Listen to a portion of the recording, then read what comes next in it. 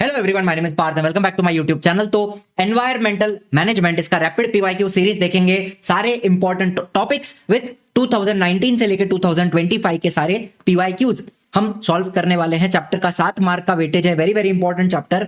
So let us begin without wasting any time. Video अच्छा लगेगा like करना, share करना, सब्सक्राइब करना। चैनल को टारगेट रखते हैं 50,000 लाइक्स का।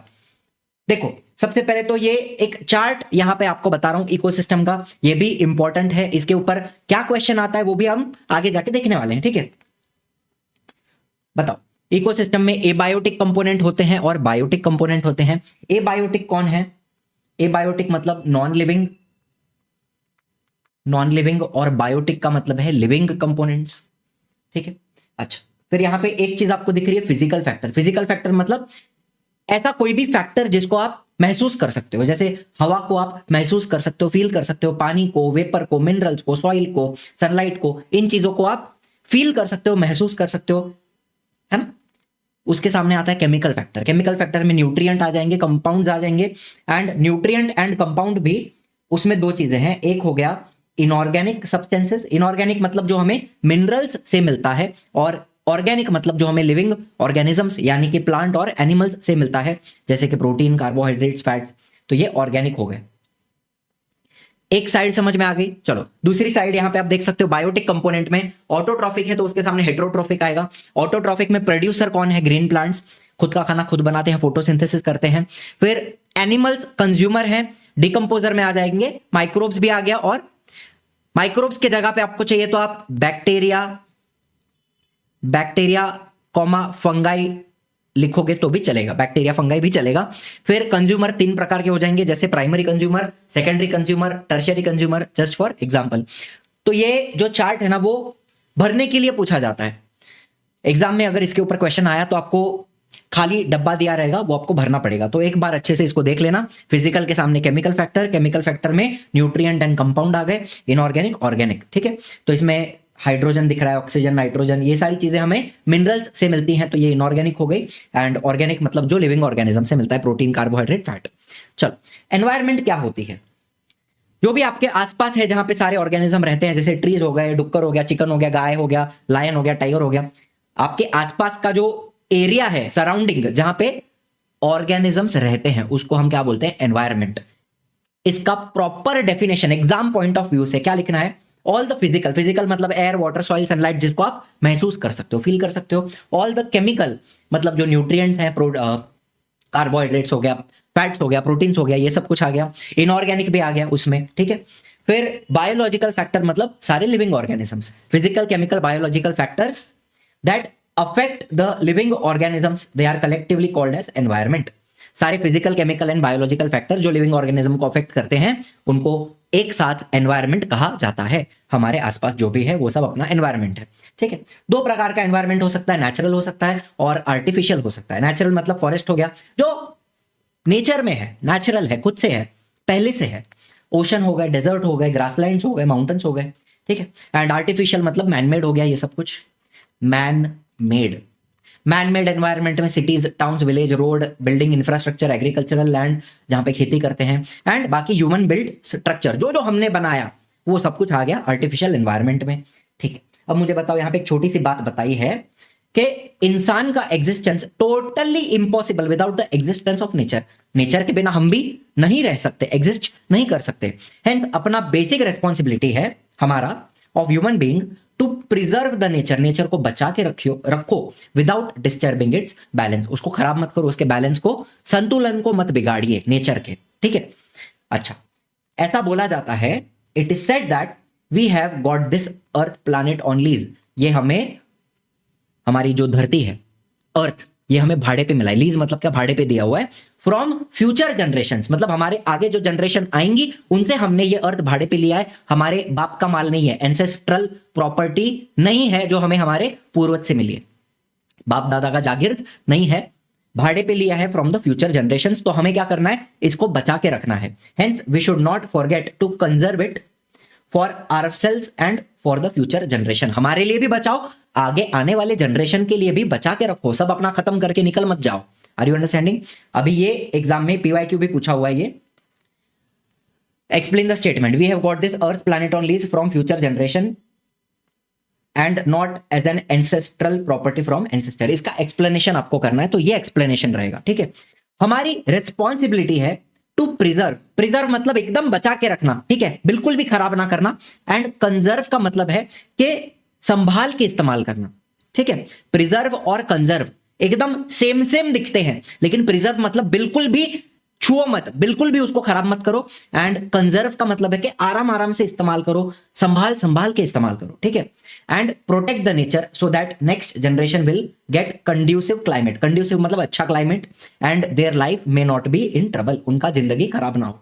Thus, it is rightly said that we have got the planet Earth on lease from future generation and not ancestral property. Simple भाषा में हमें इस अर्थ को, नेचर को बचा के रखना है, आराम आराम से इस्तेमाल करना है, ताकि फ्यूचर जनरेशन भी एंजॉय कर पाए, उनको भी अच्छा क्लाइमेट मिले, साफ हवा मिले, है ना। Nature is not our ancestral property but we have to take care of it so that it can be handed over to the next generation without any further damage. ये आपको लर्न करना है। पूरे सेशन का PDF किधर मिल जाएगा? Easy learning application के ऊपर मिल जाएगा आपको। प्ले स्टोर से इंस्टॉल किया, डाउनलोड किया, फिर होम पेज पे थोड़ा नीचे आओगे तो फ्री मटेरियल दिखता है। फ्री मटेरियल में फ्री कंटेंट के अंदर क्लास 10th महाराष्ट्र बोर्ड, उसके अंदर साइंस रैपिड बीवाईक्यू सीरीज, इसमें जितने भी अपने सेशंस होंगे सबका पीडीएफ आपको मिल जाएगा पढ़ने के लिए, ठीक है। अभी आप जिस किसी क्लास में हो, 10th खत्म हो रहा है, 11th में जाओगे या 10th में आए हो, रिविजन कर रहे हो, इजी लर्निंग के ऊपर लाइव बैचेस 9th का, 10th का, 11th का, 12th का सबका चलता है। 9th और 10th का ऑल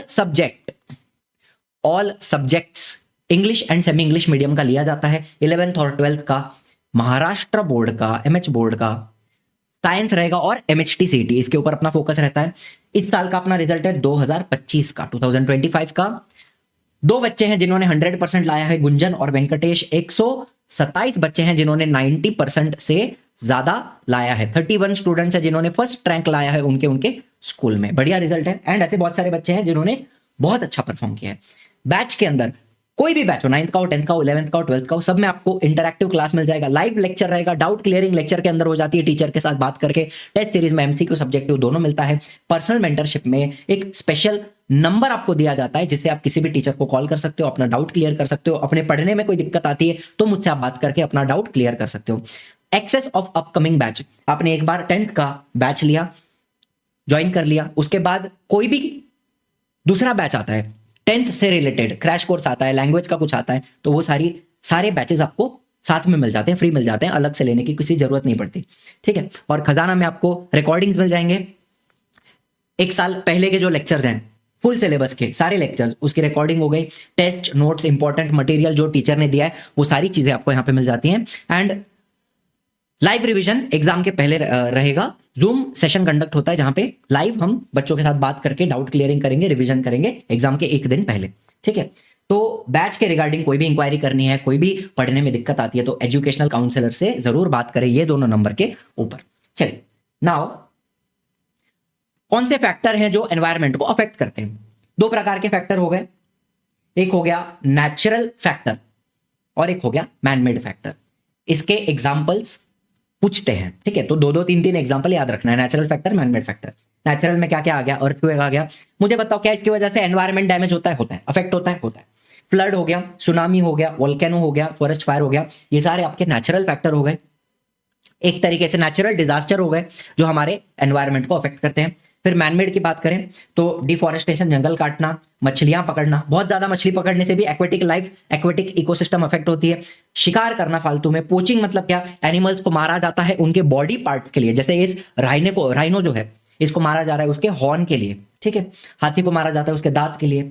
आग लग जाना, बॉम्ब ब्लास्ट होना, व्हीकल, इंडस्ट्रीज, इनसे होने वाला पोल्यूशन, तो ये सारे हो गए आपके मैनमेड फैक्टर जो एनवायरमेंट को अफेक्ट करते हैं। याद रख लेना इतना, ठीक है। फिर यहाँ पे क्या पूछा है? Radio active pollution. इसके ऊपर काफी बार क्वेश्चन पूछते हैं। तो देखो क्या होता है, रेडियो एक्टिव पोल्यूशन 2 कारण के वजह से होता है, एक हो गया नेचुरल, एक हो गया आर्टिफिशियल। ये 2 रीजंस हैं रेडियो एक्टिव पोल्यूशन होने के। तो नेचुरल के अंदर क्या आ जाएगा मुझे बताओ? सनलाइट जो हमारे पास आती है उसके अंदर 6.8% अल्ट्रावायलेट रेडिएशन रहेगा, 54.3% इंफ्रारेड रेडिएशन, इसको IR बोला जाता है, IR रेडिएशन, इंफ्रारेड रेडिएशन। फिर आता है 38.9% विजिबल लाइट जो हमें दिखाई देती है, बराबर। तो यूवी और IR इसके वजह से होता है नेचुरल रेडियो एक्टिव पोल्यूशन। वैसे सच बताऊं तो इसको रेडियो एक्टिव नहीं बोलते, ये रेडियो एक्टिव नहीं है, लेकिन जो आपके टेक्स्ट बुक में दिया है वो फॉलो करेंगे, अभी क्या कर सकते हैं, ठीक है। तो नेचुरल में यूवी और इंफ्रारेड, उसकी वजह से क्या होता है नेचुरल रेडियो एक्टिव पॉल्यूशन। और आर्टिफिशियल की बात करें तो atomic energy plant, nuclear power plant, वहां से जो रेडिएशन आता है वो आपका आर्टिफिशियल हो गया। एंड एक्सरेज से होने वाला रेडिएशन, ये भी आपका रेडियो एक्टिव पॉल्यूशन में आ जाता है, ठीक है। चलो, what are the effect of radiation, इसके ऊपर एग्जाम में बहुत बार सवाल पूछते हैं। मार्च में तो पूछा गया है, उसके बाद भी काफी बार पूछा गया है, ठीक है। सबसे पहला इफेक्ट रहेगा cancerous ulcerations. Cancerous ulceration occur due to high exposure to radiation. Cancer हो सकता है, अल्सर मतलब क्या, जख्म, एक जख्म हो जाती है, कैंसर हो जाता है, ठीक है। दूसरी बात याद रख लेना है, कैंसरस अल्सरेशन। दूसरा, tissues in the body are destroyed, tissue damage हो जाता है, ठीक है, बहुत सिंपल। तीसरी बात, जेनेटिक चेंजेस, जो रेडिएशंस हैं, रेडियो एक्टिविटी, उसके वजह से आपका डीएनए डैमेज होता है। डीएनए अगर डैमेज होगा तो जेनेटिक चेंजेस दिखेंगे, म्यूटेशन दिखेगा। एंड चौथी बात, आपकी आंखें अफेक्ट होती है, आपका रेटिना, आपकी जो लेंस है, कॉर्निया, ये सारी चीजें अफेक्ट होती हैं, तो आपका जो विजन है वो एडवर्सली अफेक्ट होता है, खराब होता है आपका विजन, ठीक है। चलिए, what is the need for environmental conservation, ये टेबल जो है इंपॉर्टेंट है, एग्जाम में पूछा गया है। एनवायरमेंट को बचाने की क्या जरूरत है, need of environmental conservation. To maintain the balance in nature, nature का बैलेंस मेंटेन करो, टू सॉल्व नेचुरल एंड आर्टिफिशियल प्रॉब्लम्स, ठीक है। नेचुरल और आर्टिफिशियल, नेचुरल प्रॉब्लम में क्या क्या था, जैसे अर्थक्वेक था, अर्थक्वेक से होने वाले problem, flood, tsunami, forest fire. Artificial problem में जो हमने किया, डिफॉरेस्टेशन किया, फिशिंग किया, हंटिंग, पोचिंग, इनको सॉल्व करना है हमें, ठीक है, एक तरीके से। दूसरी बात, टू मेंटेन बायोडाइवर्सिटी। बायोडाइवर्सिटी क्या होती है, वेराइटी ऑफ लिविंग ऑर्गेनिजम्स, जो हम हमारे आसपास देखते हैं उसको बचा के रखो। एनिमल्स एक्सटिंक्ट होते हैं, प्लांट्स एक्सटिंक्ट होते हैं, तो उनको बचा के रखो, एक्सटिंक्ट मत होने दो। फिर to protect rare and endangered species. Endangered मतलब जो कभी भी एक्सटिंक्ट हो सकते हैं, रेयर मतलब जिनकी पॉपुलेशन बहुत ज्यादा कम है, इनको बचाओ। एंड लास्ट बात क्या है यहां पे, to fulfil the future needs of man.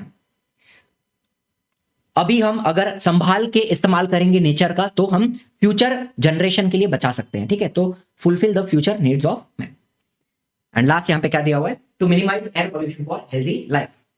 Pollution को कम करना है, लर्न करना है आपको, ये सारी चीजें लर्न करनी है, ठीक है। अच्छा, अभी ये जो लॉज है ना, इसका सिर्फ डेट याद रखना है। Forest conservation act, forest conservation act 1980, 1980 याद रखना है। एनवायरमेंटल प्रोटेक्शन एक्ट 1986, फॉरेस्ट का 1980, एनवायरमेंट का 1986 याद रखना। साउंड पोल्यूशन 2000 में आया था, sound pollution control and prevention rule.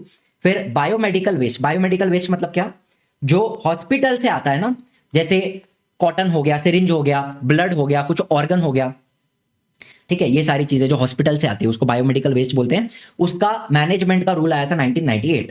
इसके पहले क्या था मेरे को बताओ, साउंड पोल्यूशन का रूल आया था 2000 में, बायोमेडिकल वेस्ट 1998, फॉरेस्ट का था 1980, एनवायरमेंट का था 1986, ई वेस्ट का मैनेजमेंट है 2011। याद रख सकते हो, साउंड पोल्यूशन 2000, बायोमेडिकल वेस्ट 1998, ई वेस्ट 2011। डेट्स याद रखनी जरूरी है, ठीक है। फिर वैसे तो वाइल्ड लाइफ प्रोटेक्शन एक्ट ये आई थी 1972 में, ये भी याद रख लेना। वाइल्ड लाइफ प्रोटेक्शन एक्ट कभी आई थी 1972।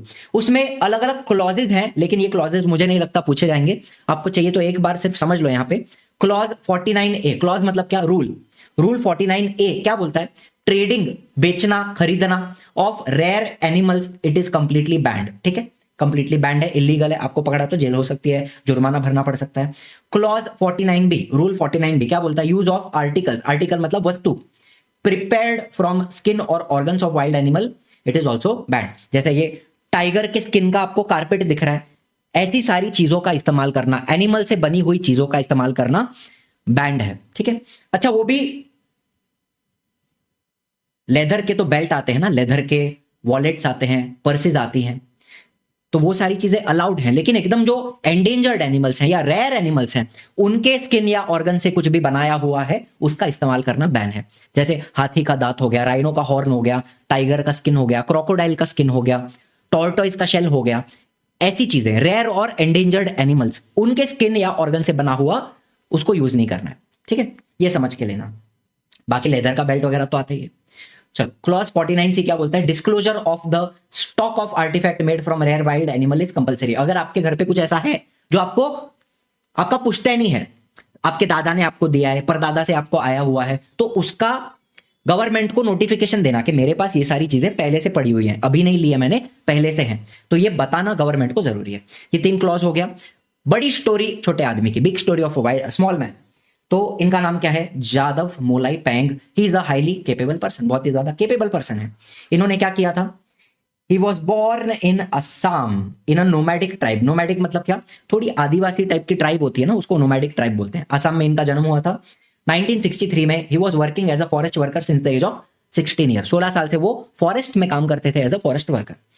एक बार बहुत सारे सांप मर गए in the flood of Brahmaputra river flowing by the village. Village के बाजू से ब्रह्मपुत्रा नदी जाती थी, वहां पे बाढ़ आ गई, बहुत सारे सांप मर गए। तो ऐसा वापस ना हो, एज अ प्रिवेंटिव मेजर इन्होंने 20 बांबू के प्लांट लगाए। बांबू के प्लांट से क्या होगा? पानी का जो फ्लो है उसको थोड़ा स्लो किया जा सकता है। सांप वगैरह जो है या दूसरे कोई एनिमल्स हैं वो बांबू के पेड़ के ऊपर चढ़कर खुद को प्रोटेक्ट कर सकते हैं। तो उन्होंने बांबू के प्लांट लगाए ताकि ऐसा फिर से ना हो। फिर 1979 में क्या हुआ? लोकल सोशल फॉरेस्ट्री डिपार्टमेंट, वहां का जो लोकल फॉरेस्ट डिपार्टमेंट था, उन्होंने क्या किया? एक एफॉरेस्टेशन प्रोजेक्ट स्टार्ट किया on 200 hectare of land. Afforestation मतलब बंजर जमीन थी, वहां पे फिर से जंगल उगाना, एक एक प्लांट लगाना। कितना एरिया था? 200 हेक्टर मतलब 494 एकर्स। ठीक है। Molai was one of the few forest worker who was looking after the project. और भी इनके साथ लोग थे जो इस प्रोजेक्ट कर रहे थे, प्रोजेक्ट के ऊपर ध्यान दे रहे थे। ठीक है। Molai continue to plant the trees even after completion of the project. Project कितने का था? 200 हेक्टार्स का था, बराबर 494 एकर्स। लेकिन उतना होने के बाद भी ये अपना काम कंटिन्यू करते रहे। उसके आसपास की जो जमीन थी, जो एरिया था, वहां पे वो प्लांट लगाते रहे।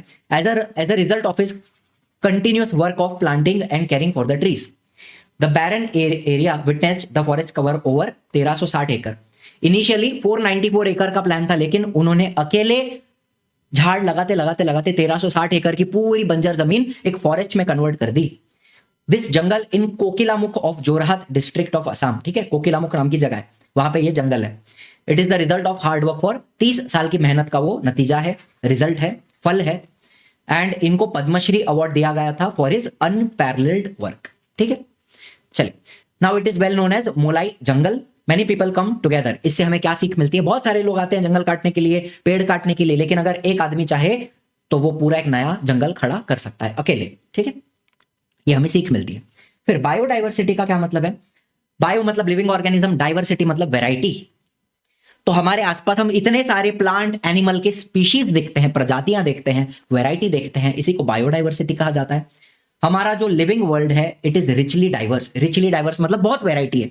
ठीक है, it consist of lots of varieties of plants and animals, बराबर। लेकिन बहुत सारे एनिमल्स और प्लांट्स एक्सटिंक्ट हो गए हैं, खत्म हो चुके हैं। कुछ एग्जांपल्स यहां पे दिए हुए हैं। ठीक है, तो हमें क्या करना है? हमें बचा के चलना है, प्रिजर्व करना है, कंजर्व करना है ना। बायोडाइवर्सिटी जो है वो 3 लेवल पे आती है। ये बहुत ही इंपॉर्टेंट कंसेप्ट है, ये पीवाईक्यू में 3-4 बार पूछा हुआ है। ठीक है, बायोडाइवर्सिटी के 3 लेवल, एक हो गया जेनेटिक डाइवर्सिटी, एक हो गया स्पीशीज डाइवर्सिटी, एक हो गया इकोसिस्टम डाइवर्सिटी। तीनों अपने को फटाफट लर्न करना है। जेनेटिक डाइवर्सिटी में क्या होता है कि एक ही स्पीशीज के अंदर occurrence of diversity among the organism of the same species, it is called genetic diversity।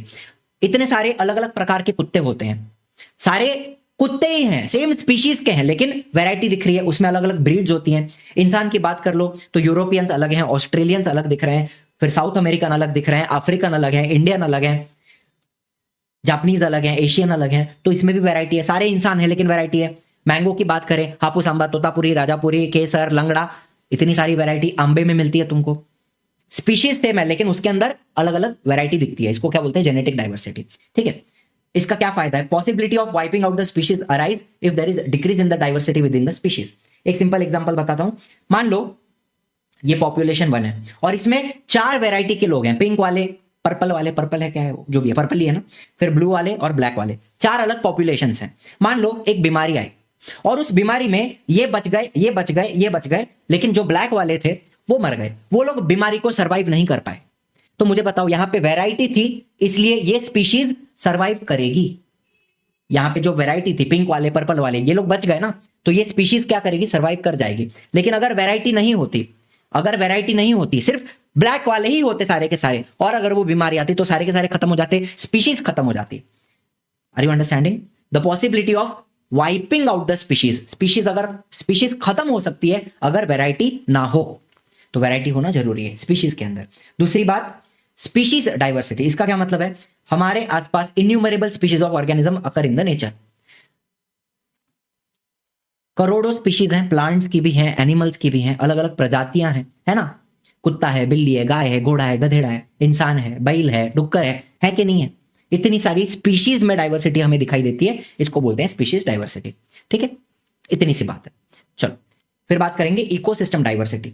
तो हमारे धरती पे बहुत सारी इकोसिस्टम्स प्रेजेंट है, हर एक रीजन के अंदर, are present in each region. Ecosystem में क्या होता है, ecosystem is form through interaction between plant, animal, their habitat मतलब वो कहां रहते हैं, and changes in the environment.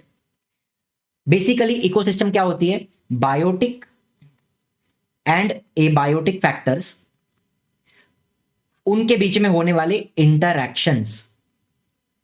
ठीक है, बायोटिक और एबायोटिक उनके बीच में होने वाले इंटरैक्शंस, उसको हम इकोसिस्टम बोलते हैं। तो प्लांट, एनिमल, ये क्या हो गए, बायोटिक फैक्टर हो गए। उनका जो हैबिटेट है, जहां पे वो रहते हैं, जहां के वहां का जो पानी है, वहां की जो सनलाइट है, ये सब क्या है, एबायोटिक फैक्टर्स हैं। तो बायोटिक और एबायोटिक के बीच में होने वाला इंटरैक्शन, इसको बोलते हैं इकोसिस्टम। अब मुझे बताओ, अलग अलग अलग प्रकार की इकोसिस्टम्स होती हैं, जैसे एक डेजर्ट इकोसिस्टम हो गई, जहां पे वहां के प्लांट भी अलग होंगे, कैक्टस मिलेगा आपको वहां पे आपको कैमल मिलेंगे, स्कॉर्पियन मिलेगा। तो डेजर्ट में अलग प्रकार के एनिमल्स मिलेंगे जो वहीं पे सूटेबल हैं। पानी के अंदर चले जाओ, पॉन्ड में चले जाओ, तो वहां पे आपको वैसे प्लांट मिलेंगे, वैसे एनिमल्स मिलेंगे जो उस इकोसिस्टम में सूटेबल हैं। फिर बर्फीले प्रदेश में चले जाओ, पोलर रीजन में चले जाओ, तो वहां पे वैसे एनिमल, वैसे प्लांट मिलेंगे, वैसे इंसेक्ट मिलेंगे जो उस एनवायरमेंट में सूटेबल है। बराबर। चलो तो मुझे बताओ, हर एक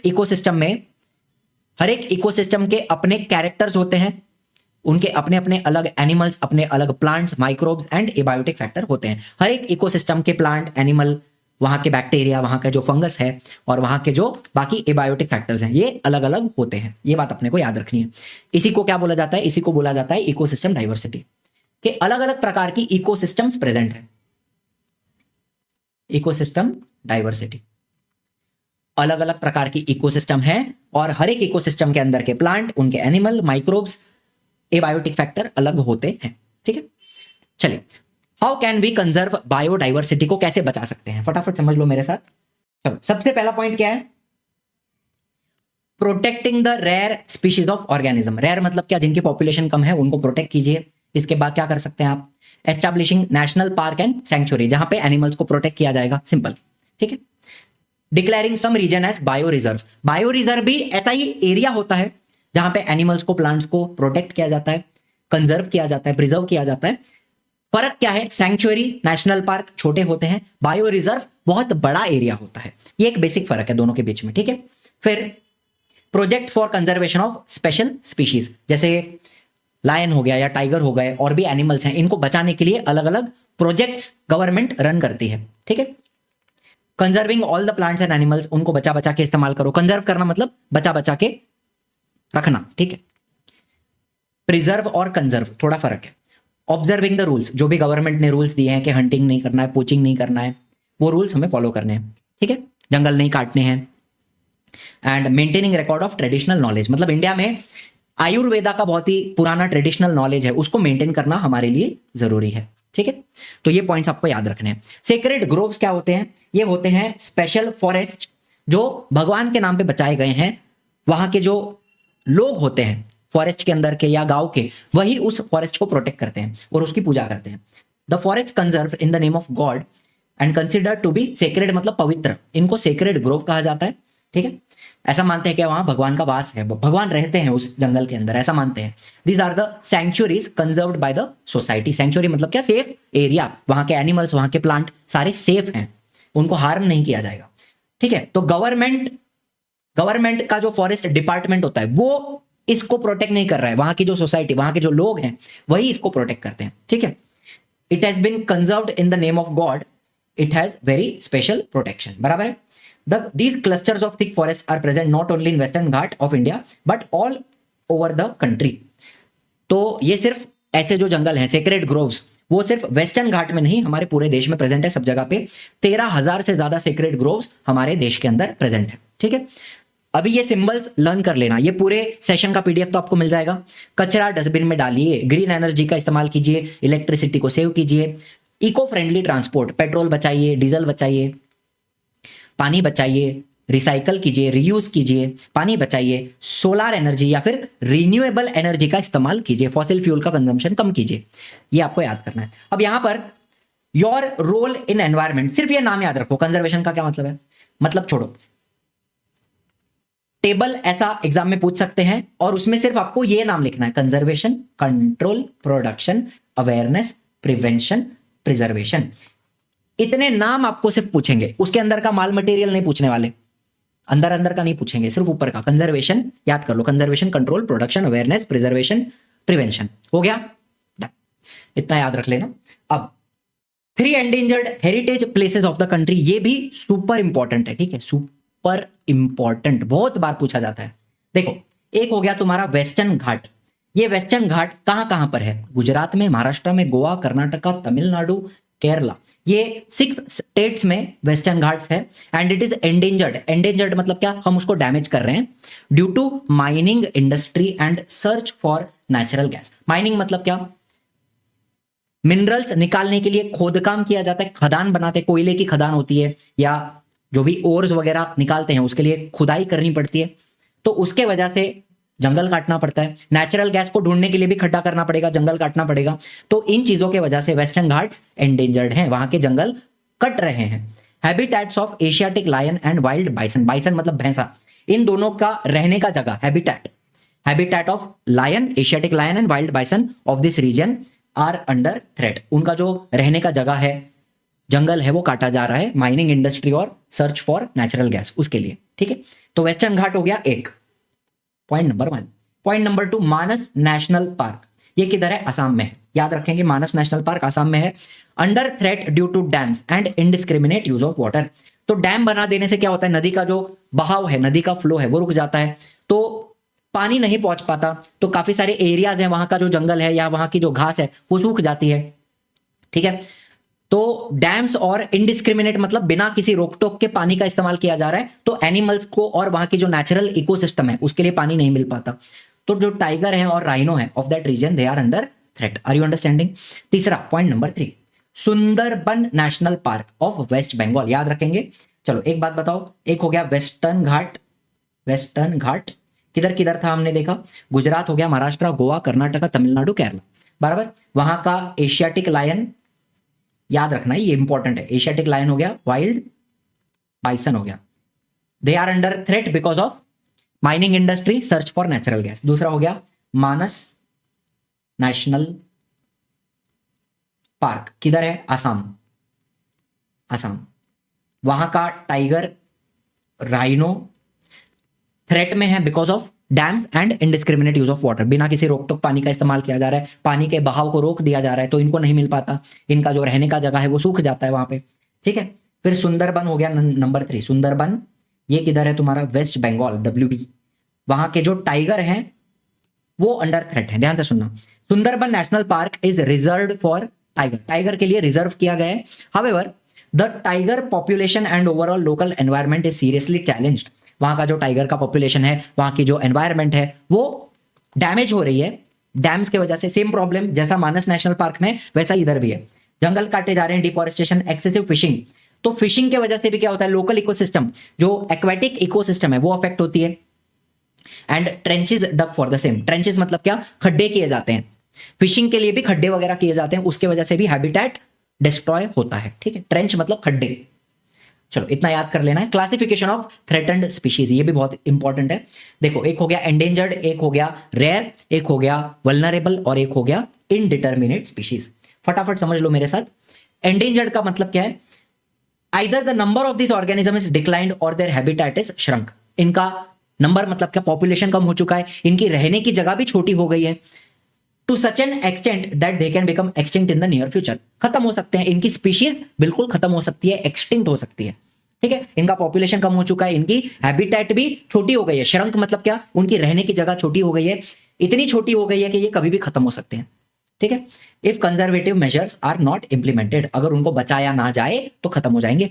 एग्जाम्पल देख लो, लायन टेल्ड मंकी और एक लेसर फ्लोरिकन बर्ड होता है, ठीक है। दो नाम आपको याद रखना है। रेयर स्पीशीज में क्या है, number of the organism is considerably declined, इनका भी पॉपुलेशन कम हो गया है। तो एंडेंजर्ड में और रेयर स्पीशीज में फर्क क्या है, ध्यान से सुनना। Organisms of these species being endemic, endemic का मतलब क्या है, फटाफट आपको बताता हूं। एंडेमिक का मतलब क्या है कि ये जो रेयर स्पीशीज हैं, दे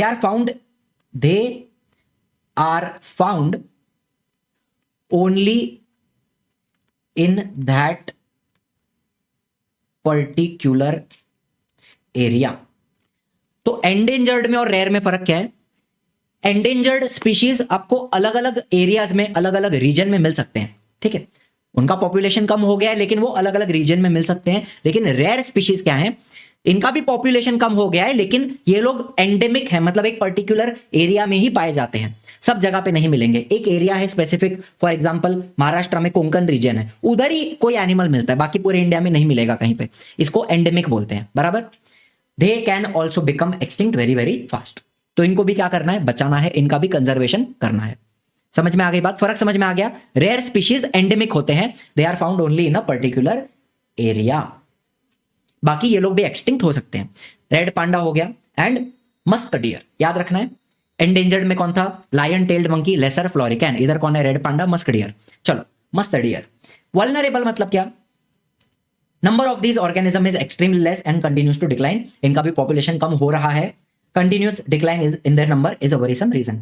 अब मेरी बात समझना, ऑर्गेनिजम्स इनकी जब पॉपुलेशन कम होती है तो पहले वो वल्नरेबल बनते हैं, वल्नरेबल। वल्नरेबल मतलब उनका पॉपुलेशन कम हो रहा है एंड अगर और कम होगा तो चिंता का विषय है, ठीक है। पहले इनको वल्नरेबल कहा जाता है एंड अगर पॉपुलेशन बहुत कम हो गई, एक लिमिट के नीचे चली गई, तो फिर उनको एंडेंजर्ड कहा जाएगा। फर्क समझ रहे हो। तो कोई भी स्पीशीज जिसका पॉपुलेशन कम हो रहा है, पहले वो वल्नरेबल बनती है, और पॉपुलेशन कम हो जाएगी तो एंडेंजर्ड हो जाएगी, और बाद में खत्म हो गई तो उसको हम एक्सटिंक्ट बोलेंगे। मुद्दा समझ में आ रहा है। इसका एग्जांपल एक टाइगर हो गया, एक लायन हो गया, ठीक है। वल्नरेबल है, एंडेंजर्ड नहीं है लेकिन वल्नरेबल है, और कम हो जाएंगे तो एंडेंजर्ड, खत्म हो जाएंगे एक्सटिंक्ट। इनडिटर्मिनेट मतलब क्या, these organism appear to be endangered, हमें ऐसा लगता है कि इनका पॉपुलेशन कम है, ये लोग एंडेंजर्ड दिखते हैं लेकिन हमारे पास इनफ इंफॉर्मेशन नहीं है इनके बारे में, ठीक है। Due to their behavioural habitat like shyness, शर्मीले होते हैं, छुपे हुए होते हैं, हमें नहीं दिखते, हम उनको काउंट नहीं कर पाते, ठीक है। There is no definite and substantial information, तो हमारे पास इनके पॉपुलेशन की प्रॉपर इंफॉर्मेशन नहीं है, तो इनको हम इनडिटर्मिनेट बोलते हैं कि हमें नहीं पता, शायद वो एंडेंजर्ड हो भी सकते हैं, शायद नहीं भी हो सकते, ठीक है। Example giant squirrel, Shekhru. समझ में आ गया बात। उनका जो बिहेवियर है, छुपे हुए रहते हैं, तो हमें, हमारे पास इनफ इंफॉर्मेशन नहीं है कि हम उनको एंडेंजर्ड बोल पाए या उनको हम रेयर बोल पाए, लेकिन वो लोग ऐसा लगते हैं कि एंडेंजर्ड है। एग्जाम्पल शेखरू। चलो अभी एक लास्ट छोटा सा पॉइंट इधर बताऊंगा। एक IUCN का फुल फॉर्म क्या होता है, पहले तो ये आप समझो। IUCN, international union for conservation of nature, IUCN, ठीक है। इसका फुल फॉर्म पूछ सकते हैं। ये लोग एक रेड लिस्ट नाम की चीज बनाते हैं जिसके अंदर एंडेंजर्ड स्पीशीज के नाम होते हैं फ्रॉम डिफरेंट कंट्रीज, ठीक है। इस बुक के अंदर कौन सी बुक बनाई, रेड लिस्ट, बराबर है, red list, international union for conservation of nature. इसके अंदर दो प्रकार के पेज होते हैं, पिंक पेज जिसके अंदर एंडेंजर्ड स्पीशीज के नाम होते हैं, ठीक है। पिंक पेज में एंडेंजर्ड स्पीशीज के नाम होते हैं पिंक में, और जो ग्रीन पेज है उसमें प्रीवियसली एंडेंजर्ड, जो पहले एंडेंजर्ड थे लेकिन अभी सेफ हैं, प्रेजेंटली सेफ, उनका नाम रहेगा। ये बातें याद रखनी है, ठीक है। चलो, so with this we will start with our PYQ। जो हमने पढ़ा वही सब है। वेस्ट बंगाल में क्या है मेरे को बताओ, सुंदरबन नेशनल पार्क है, ठीक है। अभी इधर बताओ, conservation, control, production, awareness, prevention, preservation, सिर्फ नाम, बाकी अंदर का माल मटेरियल याद रखने की जरूरत नहीं है, इतना याद रख लो। Complete the following food chain. Grass के बाद क्या आता है, अच्छा चलो इधर अपन इसको बनाते हैं। ग्रास को खाने वाला ग्रास हॉपर, ठीक है। उसको खाने के लिए फ्रॉग, उसको खाने के लिए स्नेक, स्नेक को खाने के लिए ईगल, और ईगल एपेक्स प्रेडेटर है इधर, ठीक है। ईगल को कोई डायरेक्टली नहीं खाएगा, लेकिन ईगल मरने के बाद डीकंपोजर आएंगे, डिकम्पोजर्स, जैसे कि बैक्टीरिया, माइक्रोब्स लिख दो यहां पे, माइक्रोब्स। ईगल मरने के बाद उसकी बॉडी डिकम्पोज होगी, डिकम्पोजर्स उसको खत्म करेंगे। बायोडाइवर्सिटी क्या है? Write any 4 step to conserve biodiversity, ये इसकी डेफिनेशन हो गई। richness of living organism in nature due to presence of various organism ecosystem genetic variation within a species। ठीक है, ये डेफिनेशन। एंड बायोडाइवर्सिटी को हम कैसे बचा सकते हैं? ये जो पॉइंट्स हमने ऑलरेडी देखे, protect rare species of organism, establish national park, declare some region as bio reserve, project for conservation for special species, conserving plants and animals, maintaining observing rule, maintaining record. 4 point लिखना है आपको। One of the rare species, अब बताओ rare कौन है इधर? Red panda rare है। Lesser florican क्या है? एंडेंजर्ड, बराबर। टाइगर क्या है? वल्नरेबल, वल्नरेबल आना मांगता है ना आपको। और शेकरू क्या है? इनडिटरमिनेट। ठीक। बायोटिक कंपोनेंट कौन है इधर? प्लांट। लिविंग कौन है? Plant. Need of environmental conservation, biodiversity को मेंटेन करना, रेयर एंड एंडेंजर्ड स्पीशीज को प्रोटेक्ट करना, फ्यूचर नीड्स को फुलफिल करना, एंड एयर पॉल्यूशन को कम करना, जो हमने अभी पढ़ा वही है। ठीक है। कचरा कचरे पेटी में डालो, एनर्जी को सेव करो, इलेक्ट्रिसिटी को सेव करो, ग्रीन एनर्जी का इस्तेमाल करो, इको फ्रेंडली ट्रांसपोर्ट का इस्तेमाल करो। ये अपना इतना आप अपने मन से थोड़ा लिख सकते हो, उसमें ऐसा कुछ कंपलसरी नहीं है जो वर्ड टू वर्ड लिखना। ठीक है। 4 adverse effect of radiation on human body, 4 effect लिख सकते हो। कैंसरस अल्सरेशन, बराबर है, कैंसरस अल्सरेशन हो गया। फिर tissue destroyed, tissues in the body are destroyed. फिर क्या हो सकता है? जेनेटिक चेंजेस, जेनेटिक चेंजेस दिखते हैं, म्यूटेशन दिखता है। और आपकी जो आंखें हैं, विजन अफेक्टेड, एडवर्सली अफेक्टेड। फटफट आना चाहिए। ठीक है। Answer the following question. Classification of threatened species कौन हो गया? Endangered, rare, vulnerable, indeterminate. ठीक है। How can biodiversity be conserved, कोई भी 4 पॉइंट जो हमने अभी देखे। रेड लिस्ट में एक, इधर रुक जाओ, एक तो पिंक पेज हो गए और एक तो ग्रीन पेज हो गए। ठीक है। फिर humans have a crucial role in maintaining environmental balance, इसका आंसर आपको मैं आगे देता हूं। Effect of radio active pollutant, ये अपन ने ऑलरेडी देखा। Genetic change, vision adversely affected. Write short note on types of biodiversity, इसमें कौन सा लिखोगे? एक हो गया तुम्हारा जेनेटिक डाइवर्सिटी, एक हो गया स्पीशीज डाइवर्सिटी, तीनों के बारे में लिखना है। और एक हो गया इकोसिस्टम डाइवर्सिटी, तीनों के बारे में लिखना है। चलो फिर humans have a crucial role in maintaining environmental balance, उसका आंसर क्या है? जो हमने ऑलरेडी पढ़ा, ह्यूमंस ने अपनी सुपीरियरिटी प्रूव करी as compare to other animal with characters like intelligence, memory, imaginary ability. Human establish domination over the nature, dominate करते हैं नेचर को। Human utilize all the natural resources as much as possible. ठीक है। अगर इंसान ने ही डिस्टर्ब किया एनवायरमेंट के बैलेंस को, तो इंसान ही उसको ठीक कर सकता है। Hence human has a crucial role in maintaining environmental balance, ये आपको लिखना, लर्न करना है। अपेक्स कंज्यूमर कौन है इधर? ईगल। ठीक है। फॉरेस्ट कंजर्वेशन एक्ट 1980, ये एनवायरमेंटल कंजर्वेशन एक्ट थी। एनवायरमेंट प्रोटेक्शन एक्ट और 1970 वाइल्ड लाइफ प्रोटेक्शन एक्ट 78 की थी, if I am not wrong.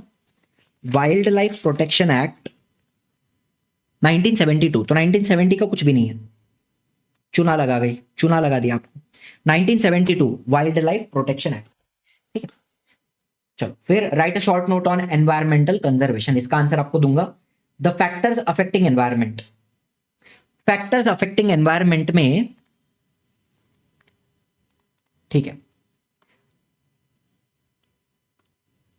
Natural, उसके एग्जांपल्स, और मैनमेड, उसके एग्जांपल्स जो हमने पढ़ा। नेचुरल में tsunami, earthquake, flood, forest fire, ये सारी चीजें। मैनमेड के अंदर deforestation, fishing, hunting, poaching, vehicle, industry, pollution, ये सारी चीजें। ठीक है। Factors affecting environment.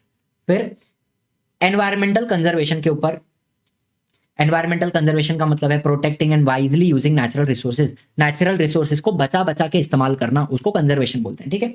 To maintain the balance in nature.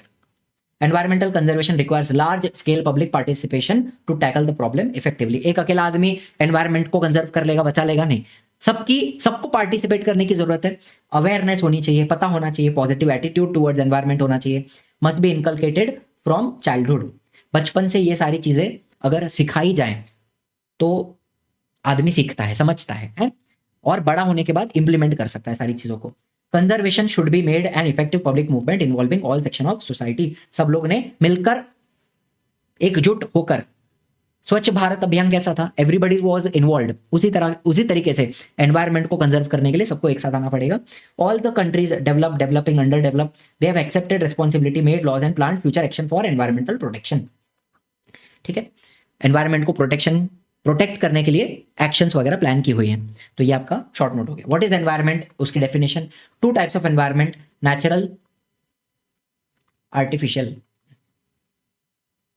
ठीक है, 7 मार्क का वेटेज है, जो आंसर मैं लर्न करने बोल रहा हूं कर लो चुपचाप।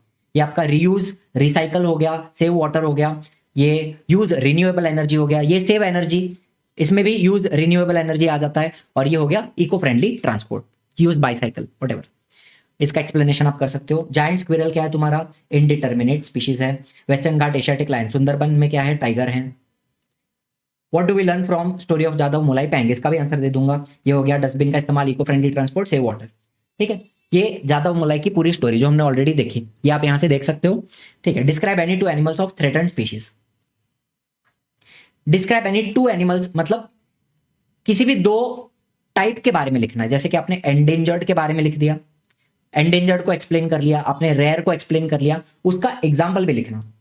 एंडेंजर्ड का example lion tailed monkey, lesser florican. Rare का एग्जाम्पल आपका रेड पांडा और मस्क डियर। ठीक है, तो एग्जाम्पल के साथ एक्सप्लेन करने का दोनों को। चलो फिर, what are the 3 endangered heritage places in India? Western Ghat, Manas sanctuary, Manas national park. Text book में national park, latest text book में क्या लिखा है वो देख रहा हूं मैं बस। नेशनल पार्क है, हाँ नेशनल पार्क है ना, मानस नेशनल पार्क और सुंदरबन सेंचुरी वेस्ट बंगाल। आप क्या करोगे, mention any 2 measures you will take to protect this. आप क्या करोगे इनको बचाने के लिए? Afforestation, strict control on deforestation. मतलब क्या, जहां जहां जंगल कटा हुआ है माइनिंग के वजह से, नेचुरल गैस के सर्च के वजह से, उसको फिर से उगाने की कोशिश करेंगे, एंड जंगल काटने के ऊपर एक लिमिट लगानी पड़ेगी। ठीक है, to restore the habitat of endangered species and maintain balance.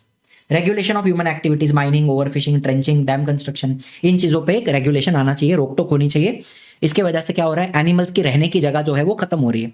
तो इससे क्या होगा, we will reduce the habitat destruction, ensure survival of wild life like tiger, lion, rhino, bison. इनको बचाया जा सकता है, इनके हैबिटेट को बचाया जा सकता है। Choose the correct alternative. Genetic changes occur due to radio active pollution. Choose the correct alternative. Which sanctuary of Assam, Assam में क्या है, मानस सेंचुरी है।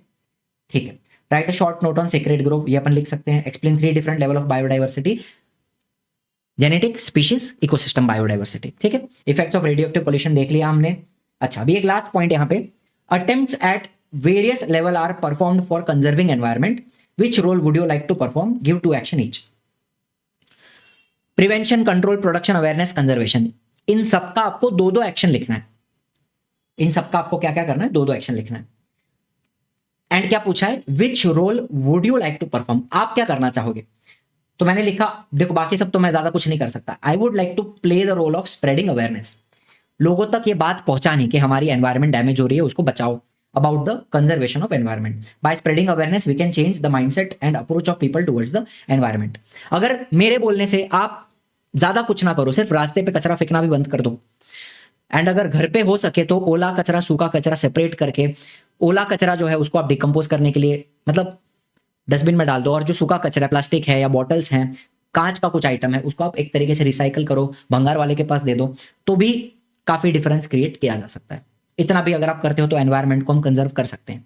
तो मेरा काम है अवेयरनेस पहुंचाना आप तक। ठीक है, फिर प्रिवेंशन का 2 point, I will try to prevent possible harm, I will not use plastic to prevent pollution caused by it, बराबर।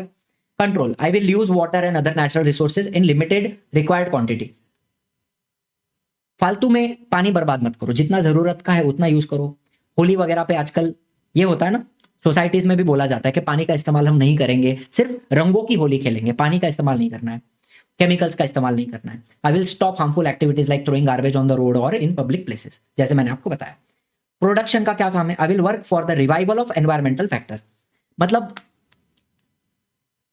ऐसे ही एग्जाम्पल ले लो, जैसे एक समझ लो एक नाला था, या फिर एक गार्डन ले लो, एक छोटा गार्डन हुआ करता था जहां पे लोगों ने कचरा डाल डाल के उसका पूरा डंपिंग ग्राउंड बना दिया है।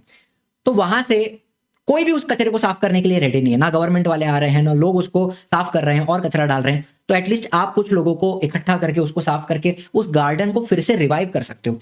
इसको कहेंगे रिवाइवल ऑफ, एक तरीके से आपने उस एरिया को साफ किया, प्रोटेक्ट किया, कंजर्व किया, है ना। I will try to develop project for the conservation of special species. Species को बचाने के लिए आप अलग अलग प्रोजेक्ट डेवलप कर सकते हैं, लेकिन वो आप नहीं कर पाओगे, ठीक है। Awareness. I will spread awareness through education, guidance, participation in various activities. Conservation.